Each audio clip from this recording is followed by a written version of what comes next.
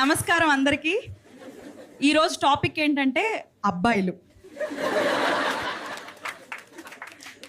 జిమ్కి 2 రోజులు వెళ్తారు, 3వ రోజు అద్దం ముందు పోసే చేస్తారు. అబ్బాయిలు అంటారు మేము సింపుల్, కానీ అదే టీషర్ట్ 3 రోజులు వేసుకుంటారు. బిజీ బేబీ అంటారు, కానీ స్టాటస్ 5 నిమిషాల్లో అప్డేట్ చేస్తారు. అవుకి 4 ఉంటాయి, అమ్మాయికి 2 ఉంటాయి, అబ్బాయికి 3 ఉంటాయి. అవేంటి? Guess come on.